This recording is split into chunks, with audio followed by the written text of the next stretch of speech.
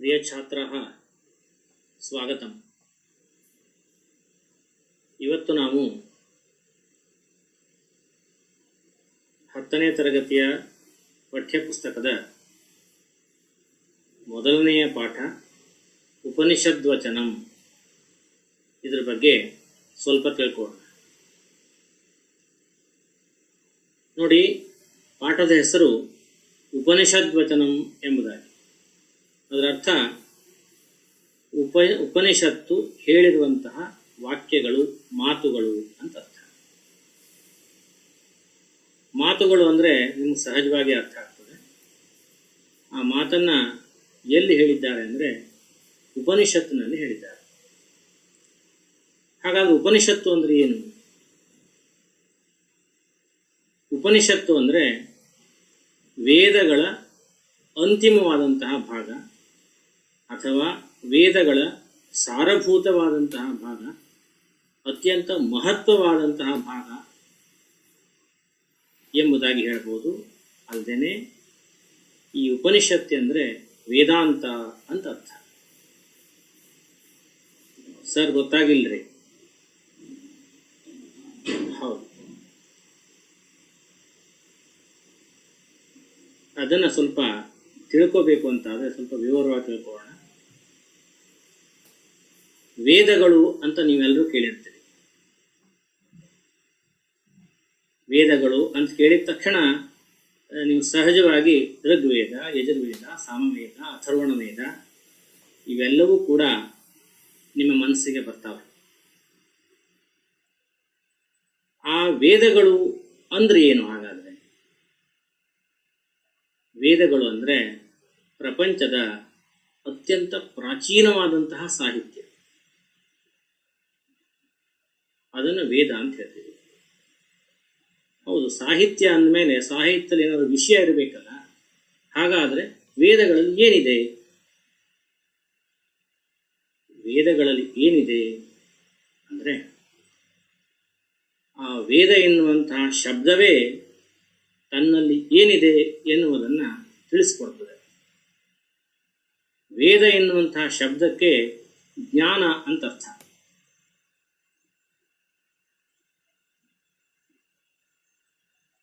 ವಿದ ಜ್ಞಾನೇ ಎನ್ನುವಂತಹ ಧಾತುವಿನಿಂದ ಉತ್ಪತ್ತಿಯಾದಂತಹ ಶಬ್ದ ವೇದ. ಆದ್ದರಿಂದ ವೇದಗಳಿಗೆ ಜ್ಞಾನ ಅಂತ ಅರ್ಥ. ಹಾಗಾದರೆ ವೇದಗಳನ್ನು ಬರೆದವರು ಯಾರು? ಯಾಕಂದ್ರೆ ಈಗ ಅನೇಕ ಸಾಹಿತ್ಯಗಳನ್ನು ನೀವು ಕೇಳಿದೆ. ರಾಮಾಯಣ ಗೊತ್ತು, ಮಹಾಭಾರತ ಗೊತ್ತು, ಇತ್ತೀಚೆಗಿನ ಹಲವಾರು ಸಾಹಿತ್ಯಗಳನ್ನು, ಗದ್ಯ, ಪದ್ಯ ಇವನ್ನೆಲ್ಲವನ್ನೂ ಕೂಡ ತಿಳ್ಕೊಂಡಿದ್ದೀರಿ, ನಿಮ್ಗೆ ಗೊತ್ತಿದೆ. ಹಾಗಾದ್ರೆ ವೇದಗಳನ್ನು ಬರೆದವರು ಯಾರು ಅಂತ ಕೇಳಿದ್ರೆ, ವೇದಗಳನ್ನು ಯಾರೂ ಕೂಡ ಬರೆದಿಲ್ಲ. ಹಾಗಾದ್ರೆ ಅದು ಹೇಗೆ ಬಂತು? ಹೇಗೆ ಪ್ರಪಂಚಕ್ಕೆ ಗೊತ್ತಾಯಿತು ಅಂತ ಕೇಳಿದರೆ, ಅದನ್ನು ಋಷಿ ಮುನಿಗಳು ನಮಗೆ ತಿಳಿಸ್ಕೊಟ್ರು. ಹಾಗಾದರೆ ಋಷಿ ಮುನಿಗಳು ಬರೆದಿರ್ಬೋದಾ? ಬರೀಲಿಲ್ಲ ಅವರು. ವೇದಗಳು ಅಂದರೆ ಈ ಜ್ಞಾನಿಗಳು ಅಥವಾ ಋಷಿ ಮುನಿಗಳು ಅಂತ ನಾವು ಹೇಳ್ತೀವಲ್ಲ, ಅವರು ಸಾಕ್ಷಾತ್ಕರಿಸಿಕೊಂಡಂತಹ ಜ್ಞಾನ, ತಮ್ಮ ತಪಸ್ಸಿನ ಮೂಲಕವೋ ತಮ್ಮ ಸಾಧನೆಯ ಮೂಲಕವೋ ಸಾಕ್ಷಾತ್ಕರಿಸಿಕೊಂಡಂತಹ ಜ್ಞಾನವನ್ನೇ ವೇದಗಳು ಎಂಬುದಾಗಿ ಹೇಳ್ತೀವಿ. ಅದೇ ಕಾರಣಕ್ಕೆ ಆ ವೇದಗಳನ್ನು ಅಪೌರುಷೇಯ ಎಂಬುದಾಗಿ ಹೇಳ್ತೀವಿ. ಅಂದರೆ ಪುರುಷ ನಿರ್ಮಿತವಲ್ಲ. ಹಾಗಾದ್ರೆ ಸ್ತ್ರೀ ನಿರ್ಮಿತವ ಅಂತ ಕೇಳಬೇಡ್ರಿ. ಯಾಕೆಂದರೆ ಪುರುಷ ಶಬ್ದಕ್ಕೆ ಮನುಷ್ಯ ಅಂತ ಅರ್ಥ. ಆದ್ದರಿಂದ ವೇದಗಳಿಗೆ ಅಪೌರುಷೇಯ ಎಂಬುದಾಗಿ ಹೆಸರು. ವೇದಗಳಿಗೆ ಇನ್ನೊಂದು ಹೆಸರಿದೆ, ಶ್ರುತಿ ಎಂಬುದಾಗಿ. ಯಾಕೆಂದರೆ ಪ್ರಾಚೀನ ಕಾಲದಲ್ಲಿ ಅಧ್ಯಯನ ವ್ಯವಸ್ಥೆ ಹೇಗಿತ್ತು ಅಂದರೆ, ಇತ್ತೀಚಿನ ಪುಸ್ತಕವೋ ಅಥವಾ ನೋಟ್ಬುಕ್ಕೋ ಪೆನ್ನು ಈ ಥರದ ವ್ಯವಸ್ಥೆ ಇರಲಿಲ್ಲ. ಗುರುಗಳು ತನಗೆ ತಿಳಿದಂತಹ ಜ್ಞಾನವನ್ನು ತನ್ನ ಶಿಷ್ಯರಿಗೆ ಬೋಧನೆ ಮಾಡ್ತಾ ಇದ್ದ. ಆ ಶಿಷ್ಯರು ತಮ್ಮ ಶಿಷ್ಯಂದರಿಗೆ ಬೋಧನೆ ಮಾಡ್ತಾ ಇದ್ರು. ಹೀಗೆ ಒಬ್ಬರ ಕಿವಿಯಿಂದ ಮತ್ತೊಬ್ಬರ ಕಿವಿಗೆ ಜ್ಞಾನ ಎನ್ನುವಂತಹದ್ದು ರವಾನೆ ಆಯಿತು ಅಥವಾ ಟ್ರಾನ್ಸ್ಫರ್ ಆಯಿತು. ಹೀಗೆ ಒಬ್ಬರ ಕಿವಿಯಿಂದ ಮತ್ತೊಬ್ಬರ ಕಿವಿಗೆ ಬಂದಿದ್ದರಿಂದ ವೇದಗಳಿಗೆ ಶ್ರುತಿ ಎಂಬುದಾಗಿ ಹೆಸರು. ಇಂತಹ ವೇದಗಳು ಲೌಕಿಕವಾದಂತಹ ಜ್ಞಾನವನ್ನು ಅಲೌಕಿಕವಾದಂತಹ ಜ್ಞಾನವನ್ನೂ ಕೊಡುವಂತಹ ಸಾಮರ್ಥ್ಯವನ್ನು ಹೊಂದಿವೆ. ಈ ಅಲೌಕಿಕವಾದಂತಹ ಜ್ಞಾನ ಏನು ಹೇಳ್ತೀವಲ್ಲ, ಅದನ್ನ ತಿಳಿಸಿಕೊಡುವಂತಹ ವೇದಗಳ ವಿಶೇಷವಾದಂತಹ ಮಹತ್ವವಾದಂತಹ ಸಾರಭೂತವಾದಂತಹ ಭಾಗವನ್ನೇ ಉಪನಿಷತ್ ಎಂಬುದಾಗಿ ಹೇಳ್ತಾರೆ. ಆ ಉಪನಿಷತ್ ಎನ್ನುವಂತಹ ಶಬ್ದಕ್ಕೆ ಏನು ಅರ್ಥ ಅಂತ ಕೇಳಿದ್ರೆ, ಶಿಷ್ಯರಾದವರು ಗುರುವಿನ ಸಮೀಪದಲ್ಲಿ ಕುಳಿತುಕೊಂಡು ಅಧ್ಯಯನ ಮಾಡುವಂತಹ ರಹಸ್ಯವಾದಂತಹ ವಿದ್ಯೆಯನ್ನೇ ಉಪನಿಷತ್ ಎಂಬುದಾಗಿ ಹೇಳ್ತಾರೆ. ಅದು ಅತ್ಯಂತ ರಹಸ್ಯವಾದಂತಹ ವಿದ್ಯೆ. ಅದು ಬಾಹ್ಯ ಇಂದ್ರಿಯಗಳಿಗೆ ಅಗೋಚರವಾದಂತಹ ವಿಷಯವನ್ನ ಪ್ರಸ್ತುತಪಡಿಸ್ತದೆ. ಅರ್ಥ ಆಗಿಲ್ರಿ? ಹೌದು, ಬಾಹ್ಯ ಇಂದ್ರಿಯಗಳು ನಿಮ್ಗೆ ಗೊತ್ತು. ಕಣ್ಣು, ಕಿವಿ, ಮೂಗು, ನಾಲಿಗೆ, ಚರ್ಮ. ಇವಕ್ಕೆ ಅನೇಕ ವಿಷಯಗಳು ಅನುಭವಕ್ಕೆ ಬರ್ತದೆ, ಆದರೆ ಕೆಲವು ವಿಷಯ ಅನುಭವಕ್ಕೆ ಬರುವುದಿಲ್ಲ. ನೋಡಿ ವಿದ್ಯಾರ್ಥಿಗಳೇ, ಏನಾದರೂ ತಪ್ಪು ಕೆಲಸ ಮಾಡಿದರೆ ನಿಮ್ಮ ತಂದೆ ತಾಯಿಗಳಿರಲಿ, ಗುರುಗಳಿರಲಿ, ನಿಮಗೆ ಬೈತಾರೆ. ನಿಮಗೇನು ಬುದ್ಧಿ ಇದೆಯೇನು ಅಂತ ಕೇಳ್ತಾರೆ. ಆವಾಗ ನೀವು ಇದೆ ಅಂತ ಹೇಳ್ತೀರಿ, ಇಲ್ಲ ಅಂತ ಹೇಳ್ತೀರಿ. ಇರಲಿ, ಬುದ್ಧಿ ಎನ್ನುವಂತಹದ್ದು ಇದೆ ಅಂದ್ರೆ ಅದು ಎಲ್ಲಿದೆ? ಹಾಗಾದ್ರೆ ಗೊತ್ತಿಲ್ಲ, ತಿಳ್ಕೊಳ್ಳೋದು ಕಷ್ಟ. ತಲೆಯಲ್ಲಿದೆ ಅಂತ ಕೆಲವೊಂದ್ಸರಿ ಹೇಳ್ತಾರೆ. ತಲೆಯಲ್ಲಿ ಎಲ್ಲಿದೆ? ಏನು ಸ್ಕ್ಯಾನ್ ಮಾಡ್ರೂ ಕೂಡ ಅದು ಸಿಗುವುದಿಲ್ಲ. ಕೆಲವೊಮ್ಮೆ ಮನಸ್ಸಿಟ್ಟು ಕೆಲಸ ಮಾಡು ಅಂತ ಹೇಳ್ತಾರೆ. ಮನಸ್ಸನ್ನು ಎಲ್ಲಿ ಇಡಬೇಕು, ಅಥವಾ ಮನಸ್ಸು ಎಲ್ಲಿದೆ ಅಂತ ಕೇಳಿದ್ರೆ ಅದಕ್ಕೂ ಕೂಡ ಉತ್ತರ ಇಲ್ಲ. ಮನಸ್ಸು ಅಂದ ತಕ್ಷಣ ಹೃದಯವನ್ನು ಅಥವಾ ಎದೆಯ ಭಾಗವನ್ನು ಮುಟ್ಕೊಳ್ತೀವಿ. ಅಲ್ಲೂ ಕೂಡ ಸ್ಕ್ಯಾನ್ ಮಾಡಿದ್ರೆ ಮನಸ್ಸು ಸಿಗೋದಿಲ್ಲ. ಹೀಗೆ ಇನ್ನೊಮ್ಮೆ ನಮ್ಗೆಲ್ಲರೂ ಕೂಡ ಜೀವ ಇದೆ. ನಾವೆಲ್ಲರೂ ಕೂಡ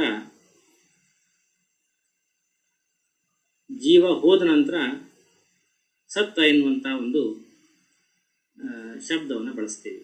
ಹಾಗಾಗಿ ಜೀವ ಎಲ್ಲಿಗೆ ಹೋಯಿತು, ಅಥವಾ ಜೀವ ಎಲ್ಲಿ ಇತ್ತು, ಇದ್ದಂತಹ ಜೀವ ಎಲ್ಲಿಗೆ ಹೋಯಿತು, ಇದೆಲ್ಲ ಪ್ರಶ್ನೆಗಳು ಹುಟ್ಕೊಳ್ತವೆ. ಆದ್ದರಿಂದ ಈ ಆತ್ಮ, ಮನಸ್ಸು ಅಥವಾ ಜೀವ, ಮನಸ್ಸು, ಬುದ್ಧಿ, ಇವುಗಳ ಬಗ್ಗೆ ಇದು ನಮಗಿರುವಂತಹ ಏನು ಬಾಹ್ಯ ಇಂದ್ರಿಯಗಳಿದ್ದಾವಲ್ಲ, ಕಣ್ಣು, ಕಿವಿ, ಮೂಗು, ನಾಲಿಗೆ ಇತ್ಯಾದಿಗಳು, ಅವಕ್ಕೆ ಅವು ಗೋಚರ ಆಗುವುದಿಲ್ಲ. ತಿಳ್ಕೊಳ್ಳುವಂತಹ ಸಾಮರ್ಥ್ಯ ಕಡಿಮೆ. ಗಾಳಿ ಎನ್ನುವಂಥದ್ದು ಕಣ್ಣಿಗೆ ಕಾಣುವುದಿಲ್ಲ, ಆದರೆ ಅದು ಅನುಭವಕ್ಕೆ ಬರ್ತದೆ. ನಮಗೆ ಗಾಳಿ ಬೀಸ್ತಾ ಇದ್ದರೆ ನಮಗೆ ತಂಪಾದಂಥ ಅನುಭವ ಉಂಟಾಗ್ತದೆ. ಅದು ಕಣ್ಣಿಗೆ ಕಾಣದಿದ್ರೂ ಕೂಡ ನಮ್ಮ ಚರ್ಮ ಅದರ ಅನುಭವವನ್ನು ಹೇಳ್ತದೆ. ಇದು ಇವೆಲ್ಲಕ್ಕಿಂತಲೂ ಭಿನ್ನವಾದಂತಹದ್ದು, ಇಂದ್ರಿಯಗಳ ಅನುಭವಕ್ಕೆ ಬರಲಾರದಂತಹ ಒಂದು ವಿಷಯಗಳು. ಈ ವಿಷಯಗಳನ್ನು ಬೋಧನೆ ಮಾಡುವಂತಹದ್ದೇ ಉಪನಿಷತ್ತುಗಳು. ಹಾಗಾದ್ರೆ ಯಾಕೆ ತಿಳ್ಕೋಬೇಕು? ಕಣ್ಣಿಗೆ ಕಾಣದೇ ಇರುವಂತಹ ಮನಸ್ಸನ್ನಾಗಲಿ, ಬುದ್ಧಿಯನ್ನಾಗಲಿ, ಆತ್ಮವನ್ನಾಗಲಿ ತಿಳ್ಕೊಂಡು ಏನ್ ಮಾಡಬೇಕು? ಅದಕ್ಕೆ ನಿಮ್ಮ ಪುಸ್ತಕದಲ್ಲಿಯೇ ಉತ್ತರ ಇದೆ. ಯಾಕೆಂದ್ರೆ ಭಾರತೀಯರಾಗಿ ನಾವು ಹುಟ್ಟಿದ ಮೇಲೆ ನಮ್ಮ ಜೀವನದ ಲಕ್ಷ್ಯವನ್ನು ನಮಗೆ ಋಷಿಮುನಿಗಳು ಹೇಳಿಕೊಟ್ಟಿದ್ದಾರೆ. ನಮ್ಮ ಜೀವನದ ಲಕ್ಷ್ಯ ಏನು ಅಂದರೆ, ನಾವು ಅಮೃತತ್ವವನ್ನು ಸಂಪಾದನೆ ಮಾಡಬೇಕು. ಅದರ ಅರ್ಥ ನಾವು ಸಾಯಬಾರ್ದು ಅಂತ.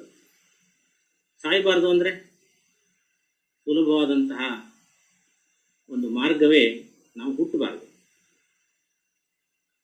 ಆದ್ರೆ ಹುಟ್ಟದೇ ಇದ್ರೆ ಸಾಯದೇ ಇರ್ಲಿಕ್ಕೆ ಆಗ್ತದೆ. ಯಾಕೆಂದ್ರೆ ಹುಟ್ಟಿದವನು ಸಾಯಲೇಬೇಕು. ಜಾತಸ್ಯ ಹಿ ಧ್ರುವ ಮೃತ್ಯು ಧ್ರುವಂ ಜನ್ಮ ಮೃತಸ್ಯ. ಹುಟ್ಟಿದವನಿಗೆ ಸಾವು ನಿಶ್ಚಿತ, ಸತ್ತವನಿಗೆ ಮತ್ತೆ ಜನ್ಮ ಎನ್ನುವಂತಹದ್ದು ಬರ್ತದೆ. ಎರಡೂ ನಿವೃತ್ತಿ ಆಗಬೇಕು ಎನ್ನುವಂತಹ ಜ್ಞಾನ ನಮಗೆ ಬೇಕು ಅಂತಾದರೆ ನಾವು ಉಪನಿಷತ್ತುಗಳನ್ನು ಅಧ್ಯಯನ ಮಾಡಬೇಕು. ಇದು ಹುಟ್ಟದೇ ಇರುವಂತಹ, ಸಾಯದೇ ಇರುವಂತಹ ಒಂದು ಸ್ಥಿತಿ ಇದೆಯಲ್ಲ, ಅದನ್ನೇ ನಾವು ಮೋಕ್ಷ ಎಂಬುದಾಗಿ ಹೇಳ್ತೇವೆ.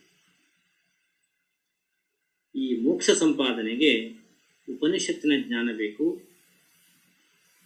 ಅಧ್ಯಾತ್ಮದ ಜ್ಞಾನ ಬೇಕು, ಆತ್ಮಜ್ಞಾನ ಬೇಕು. ಈ ಆತ್ಮಜ್ಞಾನವನ್ನಾಗಲಿ ಅಧ್ಯಾತ್ಮ ಜ್ಞಾನವನ್ನಾಗಲಿ ಬೋಧಿಸುವಂತಹದ್ದು ಉಪನಿಷತ್ತು ಅಥವಾ ವೇದಾಂತ.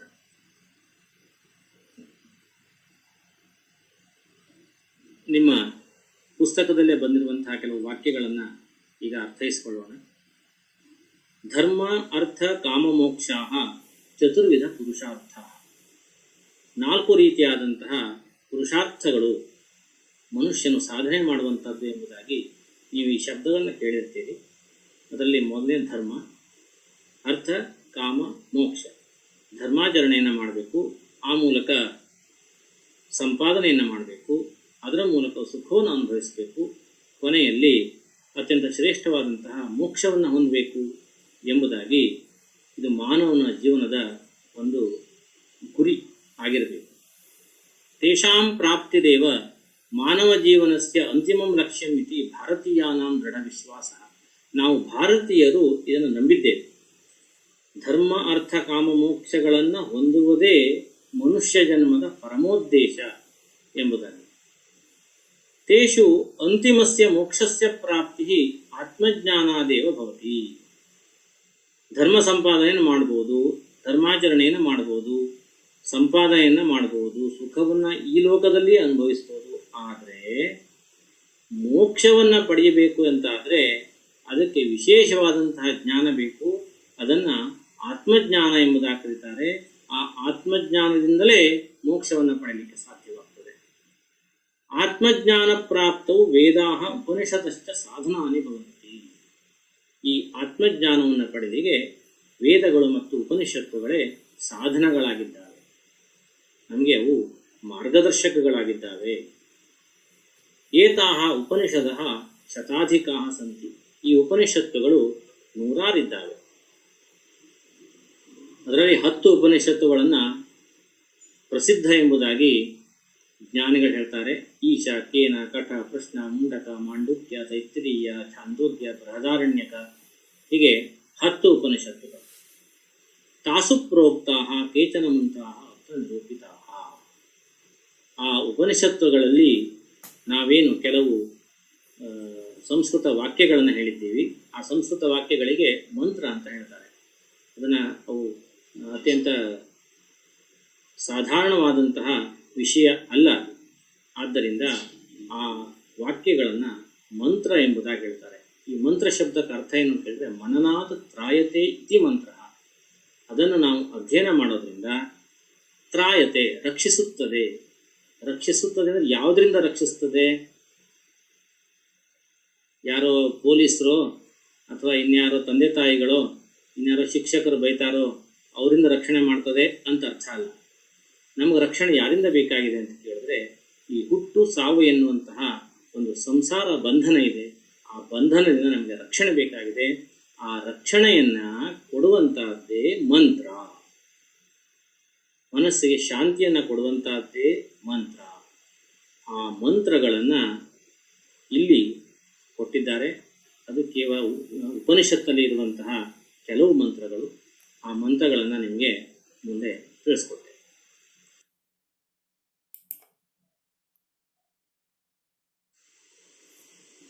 ಮೊದಲನೆಯ ಮಂತ್ರ ಈಶಾವಾಸ್ಯಮಿದಂ ಸರ್ವಂ ಯತ್ಕಿಂಚ ಜಗತ್ಯಾಂ ಜಗತ್ ತೇನ ತ್ಯಕ್ತೇನ ಭುಂಜೀಥಾಃ ಮಾ ಗೃಧಃ ಕಸ್ಯಸ್ಮಿತ್ ಧನಂ. ಇನ್ನೊಮ್ಮೆ ಹೇಳ್ತೀನಿ. ಈಶಾವಾಸ್ಯಮಿದಂ ಸರ್ವಂ ಯತ್ಕಿಂಚ ಜಗತ್ಯಾಂ ಜಗತ್ ತೇನ ತ್ಯಕ್ತೇನ ಭುಂಜೀಥಾಃ ಮಾ ಗೃಧಃ ಕಸ್ಯಸ್ಮಿತ್ ಧನಂ.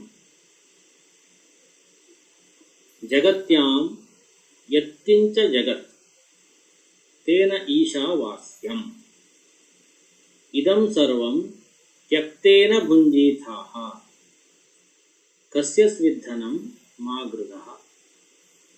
ಇದು ಈ ಮಂತ್ರದ ಅನ್ವಯ.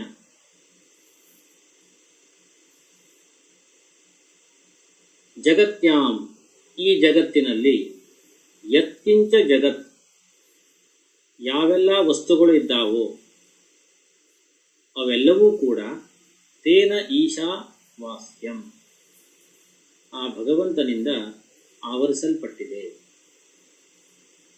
ಇದಂ ಸರ್ವಂ, ಆದ್ದರಿಂದಲೇ ಎಲ್ಲ ವಸ್ತುಗಳನ್ನು ತ್ಯಕ್ತೇನ ಭುಂಜೀತಾಹ, ತ್ಯಾಗ ಮನೋಭಾವದಿಂದ ಅನುಭವಿಸಬೇಕು. ಕಸ್ಯ ಸ್ವಿಧನಂ ಮಾಗೃಧಃ, ಯಾರೊಬ್ಬರ ಸಂಪತ್ತನ್ನು ಬಯಸಬೇಡ. ಅಂದರೆ ಪ್ರಪಂಚದಲ್ಲಿರುವಂತಹ ಎಲ್ಲ ವಸ್ತುಗಳು ಸಹ ಪರಮಾತ್ಮನಿಂದ ಆವೃತಗೊಂಡಿವೆ. ಆ ಕಾರಣಕ್ಕಾಗಿ ತ್ಯಾಗ ಮನೋಭಾವದಿಂದ ನಾವು ಸುಖವನ್ನು ಅನುಭವಿಸಬೇಕು. ಬೇರೆಯವರ ಸಂಪತ್ತಿಗೆ ಆಸೆ ಪಡಬಾರದು ಎಂಬುದು ತಾತ್ಪರ್ಯ. ಇನ್ನೂ ವಿಶೇಷವಾಗಿ ಹೇಳಬೇಕು ಅಂದರೆ, ನಾನು ನನ್ನದು ಎನ್ನುವಂತಹ ಅಹಂಕಾರ ಒಳ್ಳೆಯದಲ್ಲ. ಅತಿ ಆಸೆ ಪಡುವುದು ಒಳ್ಳೆಯದಲ್ಲ. ಪರಮಾತ್ಮನಿಂದ ಆವೃತಗೊಂಡಂತಹ ಎಲ್ಲ ವಸ್ತುಗಳು ಕೂಡ ಪರಮಾತ್ಮನಿಗೆ ಸೇರಿದ್ದು ಆಗಿದ್ದರಿಂದ ನಾವು ಅನುಭವಿಸುವ ಸುಖವನ್ನು ಅನುಭವಿಸುವ ವಿಚಾರದಲ್ಲಿ ತ್ಯಾಗ ಮನೋಭಾವನೆಯನ್ನು ಹೊಂದಿರಬೇಕು. ಈ ಶ್ಲೋಕದ ಅರ್ಥವನ್ನು ಮುಂದಿನ ಸ್ಲೈಡಲ್ಲಿ ಕೊಡ್ತಾ ಇದ್ದೀನಿ. ಮಕ್ಕಳೇ, ಅದನ್ನು ನೀವು ನೋಟ್ಬುಕ್ಕಲ್ಲಿ ಬರೆದಿಟ್ಕೊಳ್ಬೋದು.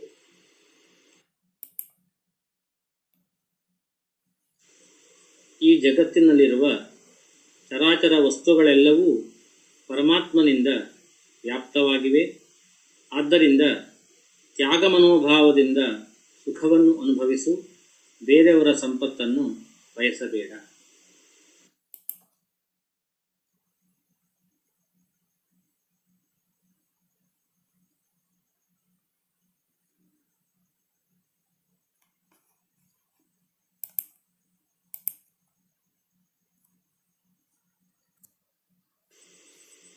ಇನ್ನು ಎರಡನೆಯ ಮಂತ್ರ, ಇದೊಂದು ವಿಶೇಷವಾದಂತಹ ಮಂತ್ರ. ಯಸ್ತು ಸರ್ವಾಣಿ ಭೂತಾನಿ ಆತ್ಮನ್ಯೇವಾನುಪಶ್ಯತಿ ಸರ್ವಭೂತೇಷು ಚಾತ್ಮಾನಂ ತತೋ ನ ವಿಜುಗುಪ್ಸತೆ.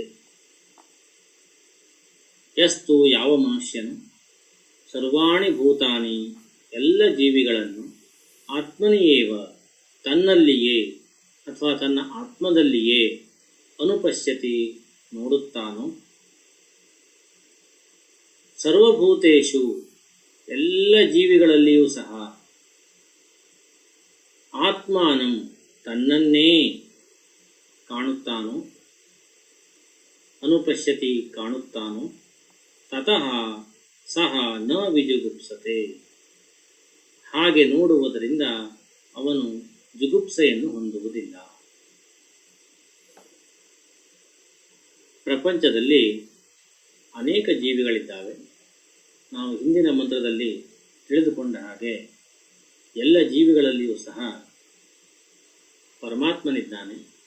ಎಲ್ಲ ಜೀವಿಗಳು ಸಹ ಪರಮಾತ್ಮನಿಂದ ಆವರಿಸಲ್ಪಟ್ಟಿವೆ. ಹಾಗಿದ್ದರಿಂದ ನಾವು ಎಲ್ಲ ಪ್ರಾಣಿಗಳನ್ನು ಸಹ ನನ್ನ ಆತ್ಮದಲ್ಲಿಯೇ ನೋಡಬೇಕು, ನಾನೇ ಎಂಬುದಾಗಿ ತಿಳ್ಕೋಬೇಕು. ಹಾಗೆ ತಿಳ್ಕೊಂಡ್ರೆ ಏನಾಗ್ತದೆ, ನಾವು ಬೇರೆಯವರ ಬಗ್ಗೆ ಅಸಹ್ಯ ಪಡುವುದಿಲ್ಲ, ಜಿಗುಪ್ಸೆಯನ್ನು ಹೊಂದುವುದಿಲ್ಲ. ಈ ಕಾರಣಕ್ಕಾಗಿಯೇ ಸರ್ವಜ್ಞ ಒಂದು ಮಾತನ್ನು ಹೇಳ್ತಾನೆ, ತನ್ನಂತೆ ಪರರ ಬಗೆದೊಡೆ ಕೈಲಾಸ ಭಿನ್ನಾಣವಕ್ಕೂ ಸರ್ವಜ್ಞ. ನಾನು, ನನ್ನದು, ನಾನೇ ಶ್ರೇಷ್ಠ ಎನ್ನುವಂತಹ ಅಹಂಕಾರವನ್ನು ಹೊಂದದೆ ಇತರರೂ ಸಹ ನನ್ನಂತೆಯೇ ಪರಮಾತ್ಮನ ಸ್ವರೂಪವೇ ಆಗಿದ್ದಾರೆ ಎಂಬುದಾಗಿ ತಿಳಿದುಕೊಳ್ಳುವುದರಿಂದ ಅತ್ಯಂತ ಸುಲಭವಾಗಿ ಭಗವಂತನ ಸಾಕ್ಷಾತ್ಕಾರವನ್ನು ಹೊಂದಬಹುದು, ಭಗವಂತನ ಸೇರಬಹುದು ಎಂಬುದಾಗಿ ಸರ್ವಜ್ಞ ಹೇಳ್ತಾನೆ. ಅದೇ ಅರ್ಥವೇ ಈ ಒಂದು ಮಂತ್ರದಲ್ಲಿಯೂ ಕೂಡ ಕಾಣ್ತಾ ಇದೆ. ನಾವು ಎಲ್ಲರಲ್ಲಿಯೂ ಸಹ ಭಗವಂತನನ್ನು ನೋಡುವುದರಿಂದ ನಾವು ಅತ್ಯಂತ ಸುಲಭವಾಗಿ ಭಗವತ್ ಸಾಕ್ಷಾತ್ಕಾರವನ್ನು ಹೊಂದಬಹುದು ಎಂಬುದಾಗಿ ಈ ಮಂತ್ರದ ಅರ್ಥವಾಗಿದೆ. ಈ ಮಂತ್ರದ ಅರ್ಥವನ್ನು ಮುಂದಿನ ಸ್ಲೈಡಲ್ಲಿ ನಾನು ಕೊಟ್ಟಿದ್ದೇನೆ, ಅದನ್ನು ನೀವು ನೋಟ್ಬುಕ್ಕಲ್ಲಿ ನೋಟ್ ಮಾಡಿಕೊಳ್ಳಿ.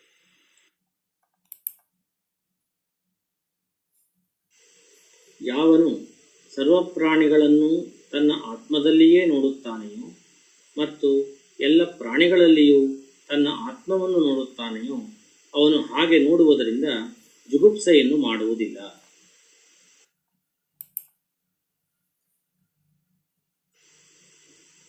ಇನ್ನು ಮೂರನೆಯ ಮಂತ್ರ, ಏಕೋ ದೇವಃ ಸರ್ವಭೂತೇಷು ಗೂಢಃ ಸರ್ವವ್ಯಾಪಿ ಸರ್ವಭೂತಾಂತರಾತ್ಮ ಕರ್ಮಾಧ್ಯಕ್ಷಃ ಸರ್ವಭೂತಾಧಿವಾಸಃ ಸಾಕ್ಷಿ ಚೇತ ಕೇವಲೋ ನಿರ್ಗುಣಶ್ಚ. ಏಕೋ ದೇವಃ ಸರ್ವಭೂತೇಷು ಗೂಢಃ ಸರ್ವವ್ಯಾಪಿ ಸರ್ವಭೂತಾಂತರಾತ್ಮ ಕರ್ಮಾಧ್ಯಕ್ಷಃ ಸರ್ವಭೂತಾಧಿವಾಸಃ ಸಾಕ್ಷಿ ಚೇತ ಕೇವಲೋ ನಿರ್ಗುಣಶ್ಚ. ಇದು ಶ್ವೇತಾಶ್ವತರೋಪನಿಷತ್ ಎನ್ನುವಂತಹ ಒಂದು ಉಪನಿಷತ್ತಿನಲ್ಲಿ ಹೇಳಿದಂತಹ ಮಂತ್ರ. ಇಲ್ಲಿ ಭಗವಂತನ ಸ್ವರೂಪವನ್ನು ವರ್ಣನೆಯನ್ನು ಮಾಡಲಾಗಿದೆ. ಈ ಹಿಂದಿನ ಎರಡು ಮಂತ್ರಗಳಲ್ಲಿ ಪರಮಾತ್ಮ ಇತ್ಯಾದಿ ಶಬ್ದಗಳು ಬಂದವು. ಹಾಗಾದರೆ ಪರಮಾತ್ಮ ಸ್ವರೂಪ ಏನು ಎನ್ನುವಂತಹ ಒಂದು ವಿಷಯವನ್ನು ಈ ಮಂತ್ರವು ಪ್ರತಿಪಾದನೆ ಮಾಡ್ತದೆ. ಏಕೋ ದೇವ, ಒಬ್ಬನೇ ದೇವನು, ದೇವನು ಒಬ್ಬನೇ. ಅದಕ್ಕೆ ಅದ್ವಿತೀಯನಾದ ದೇವನು ಅಂದರೆ ಎರಡನೇದಿಲ್ಲ ಅಂತ, ಎರಡನೇ ಅವನಿಲ್ಲ, ಒಬ್ಬನೇ ಎಂಬುದಾಗಿ. ಆ ಒಬ್ಬನೇ ದೇವನು ಸರ್ವಭೂತೇಷು ಗೂಢ, ಎಲ್ಲ ಪ್ರಾಣಿಗಳಲ್ಲಿಯೂ ಕೂಡ ರಹಸ್ಯವಾಗಿ ಇದ್ದಾನೆ. ಎಲ್ಲ ಪ್ರಾಣಿಗಳಲ್ಲಿಯೂ ಸಹ ಅಂತರ್ಗತನಾಗಿದ್ದಾನೆ, ಅವ್ಯಕ್ತ ರೂಪದಲ್ಲಿ ಇದ್ದಾನೆ, ಕಣ್ಣಿಗೆ ಕಾಣಿಸೋದಿಲ್ಲ ಅಂತ. ಸರ್ವವ್ಯಾಪಿ ಅಲ್ಲದೇನೆ ಎಲ್ಲ ಪ್ರಾಣಿಗಳಲ್ಲಿಯೂ ಅಥವಾ ಎಲ್ಲ ಜೀವಿಗಳಲ್ಲಿಯೂ ಎಲ್ಲ ಕಡೆಯಲ್ಲಿಯೂ ಆವರಿಸಿಕೊಂಡು ಇದ್ದಾನೆ. ಸರ್ವಭೂತ ಅಂತರಾತ್ಮ, ಎಲ್ಲ ಪ್ರಾಣಿಗಳ ಅಂತರಾತ್ಮನಾಗಿದ್ದಾನೆ. ಎಲ್ಲ ಪ್ರಾಣಿಗಳಲ್ಲಿಯೂ ಕೂಡ ಆತ್ಮಸ್ವರೂಪದಲ್ಲಿ ಅವನಿದ್ದಾನೆ. ಕರ್ಮಾಧ್ಯಕ್ಷ, ಅದಲ್ಲದೆ ಎಲ್ಲ ಜೀವಿಗಳು ಸಹ ಮಾಡುವಂತಹ ಕರ್ಮಗಳಿಗೆ ತಕ್ಕ ಫಲವನ್ನು ಕೊಡುವವನು ಅವನೇ ಆಗಿದ್ದಾನೆ. ಸರ್ವಭೂತ ಅಧಿವಾಸ, ಅದಲ್ಲದೆ ಎಲ್ಲ ಪ್ರಾಣಿಗಳಲ್ಲಿಯೂ ವಾಸಿಸುತ್ತಿರುವವನಾಗಿದ್ದಾನೆ. ಸಾಕ್ಷಿ, ಮನಸ್ಸಾಕ್ಷಿ ಎಂಬುದಾಗಿದೆಯಲ್ಲ, ಆ ಮನಸ್ಸಾಕ್ಷಿ. ಯಾಕೆಂದ್ರೆ ನಾವು ಕೆಲವೊಮ್ಮೆ ಒಳ್ಳೆ ಕೆಲಸ ಮಾಡ್ತೀವಿ, ಕೆಟ್ಟ ಕೆಲಸ ಮಾಡ್ತೀವಿ, ಏನೇ ಮಾಡಿದ್ರು ಕೂಡ ನಮ್ಗೆ ಗೊತ್ತಿರ್ತದೆ, ಮನಸ್ಸಾಕ್ಷಿ ಎಂಬುದಾಗಿರ್ತೀವಿ. ಆ ಮನಸ್ಸಾಕ್ಷಿಯ ಸ್ವರೂಪದಲ್ಲಿಯೂ ನಮ್ಮಲ್ಲಿ ಭಗವಂತನಿದ್ದಾನೆ. ಚೇತ, ಚೈತನ್ಯ ಸ್ವರೂಪನು, ಅವನಿದ್ರೆ ಮಾತ್ರ ನಮಗೆ ಚೈತನ್ಯ. ಅದಿಲ್ಲ ಅಂದರೆ ನಮ್ಮ ದೇಹಕ್ಕೆ ಬೆಲೆ ಇಲ್ಲ. ಅದನ್ನು ಮೃತದೇಹ ಎಂಬುದಾಗಿ ಹೇಳ್ತಾರೆ, ಅದನ್ನು ಮನೆಯಲ್ಲಿ ಇಟ್ಕೊಳ್ಳೋದು ಇಲ್ಲ. ಆದ್ದರಿಂದ ಆ ಭಗವಂತನ ಅಂಶ ಇದ್ದಿದ್ದರಿಂದಲೇ ನಮಗೆ ಚೈತನ್ಯ ಸಿಗ್ತದೆ. ಆ ಚೈತನ್ಯ ಸ್ವರೂಪದಲ್ಲಿಯೂ ಭಗವಂತ ಇದ್ದಾನೆ. ಕೇವಲ, ಮುಂದಿನ ಶಬ್ದ ಇದೆ ಕೇವಲ. ನಿಮಗೆ ಮುಂದೆ ಕನ್ನಡ ಅರ್ಥದಲ್ಲಿ ಉಪಾಧಿರಹಿತನು ಎಂಬುದಾಗಿ ನಾನು ಅರ್ಥವನ್ನು ಕೊಟ್ಟಿದ್ದೇನೆ. ಈಗಲೇ ವಿವರಣೆಯನ್ನು ಕೊಡ್ತಾ ಇದ್ದೇನೆ. ಉಪಾಧಿರಹಿತನು ಅಂದರೆ ನಿಮಿತ್ತರಹಿತನು, ಕಾರಣವಿಲ್ಲದವನು ಅಂತ ಅರ್ಥ. ಏನು ಕಾರಣ? ನಮಗೆಲ್ಲ ಒಂದು ಕಾರಣ ಇದೆ. ನಾವು ಈ ಪ್ರಪಂಚಕ್ಕೆ ಬಂದಿದ್ದೀವಿ ಅಂದರೆ ನಮಗೆ ಮೂಲ ಕಾರಣ ನಮ್ಮ ತಂದೆ ತಾಯಿಗಳು.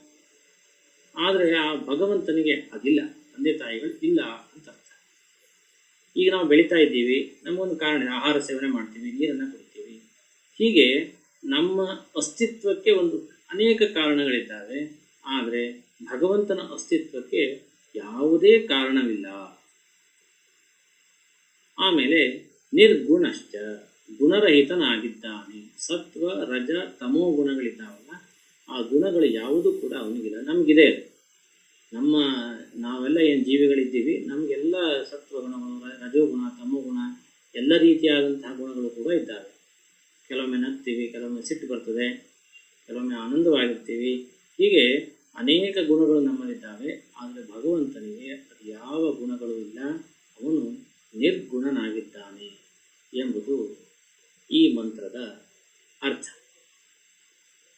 ಇದರ ಅರ್ಥವನ್ನು ಮುಂದಿನ ಸ್ಲೈಡಲ್ಲಿ ಕೊಟ್ಟಿದ್ದೇನೆ, ಅದನ್ನು ನೀವು ನಿಮ್ಮ ನೋಟ್ಬುಕ್ಕಲ್ಲಿ ನೋಟ್ ಮಾಡ್ಕೋಬೇಕು.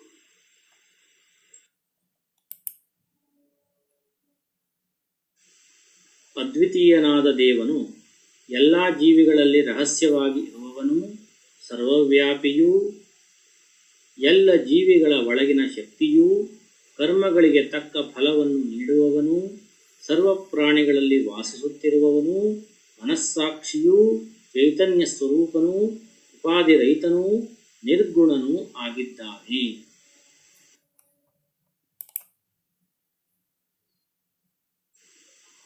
ನಾಲ್ಕನೆಯ ಮತ್ತು ಕೊನೆಯ ಮಂತ್ರ ಮುಂಡಕ ಎನ್ನುವಂತಹ ಉಪದೇಶತ್ವ ಇರುವಂತಹ ಮಂತ್ರ ಇದು.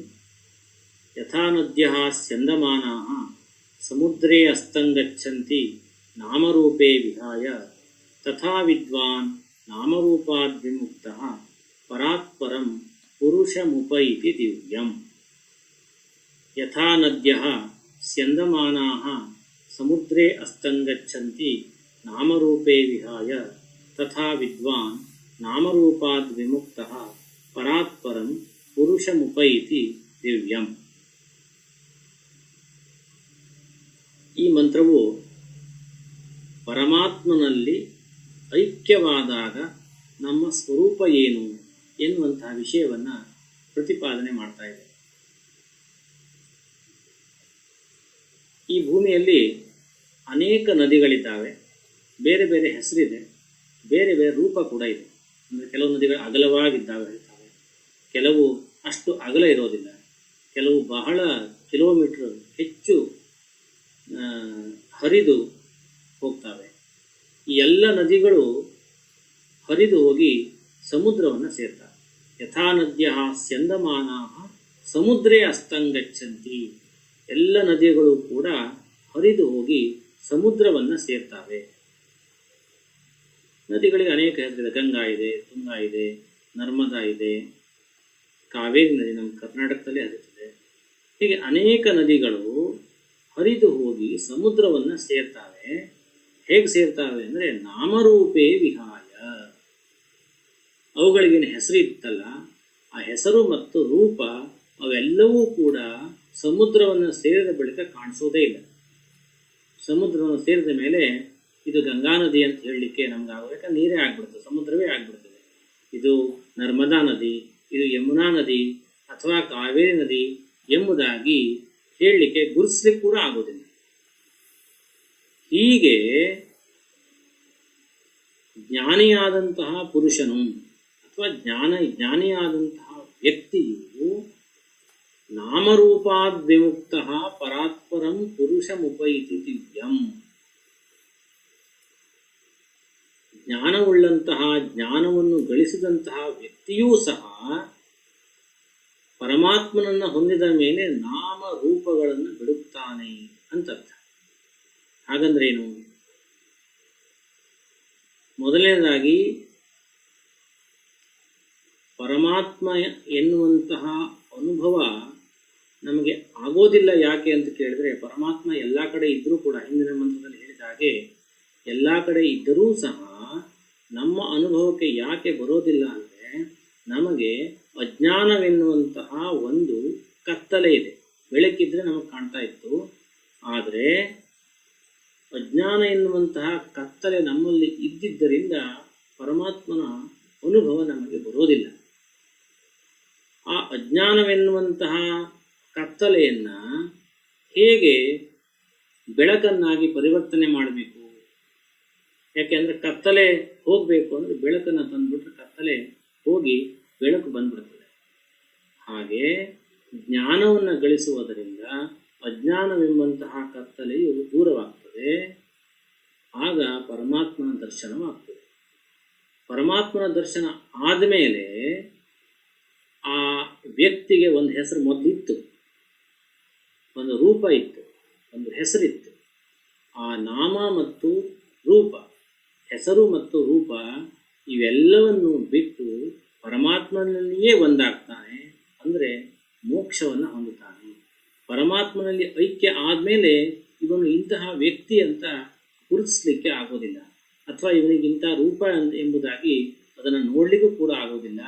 ಹೀಗೆ ನಾಮರೂಪವನ್ನು ಕಳೆದುಕೊಂಡು ಯಾವ ರೀತಿಯಾಗಿ ನದಿಗಳು ಸಮುದ್ರವನ್ನು ಸೇರಿದ ಬಳಿಕ ಗುರುತಿಸಲಿಕ್ಕೆ ಆಗೋದಿಲ್ಲವೋ ಹಾಗೆಯೇ ಜ್ಞಾನಿಯೂ ಸಹ ತನ್ನ ನಾಮ ರೂಪವನ್ನು ಕಳೆದುಕೊಂಡು ಪರಮಾತ್ಮನಲ್ಲಿ ಐಕ್ಯನಾಗ್ತಾನೆ, ಸೇರಿಕೊಳ್ತಾನೆ.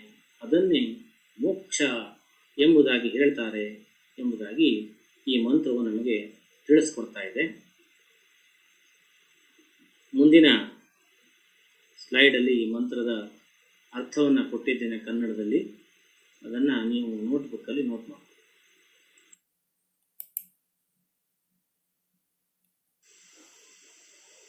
ನದಿಗಳು ಹರಿದು ಹೋಗಿ ಸಮುದ್ರವನ್ನು ಸೇರಿದ ಬಳಿಕ ಸಮುದ್ರದಲ್ಲಿಯೇ ಒಂದಾಗಿ ತಮ್ಮ ನಾಮರೂಪಗಳನ್ನು ಕಳೆದುಕೊಳ್ಳುತ್ತವೆ.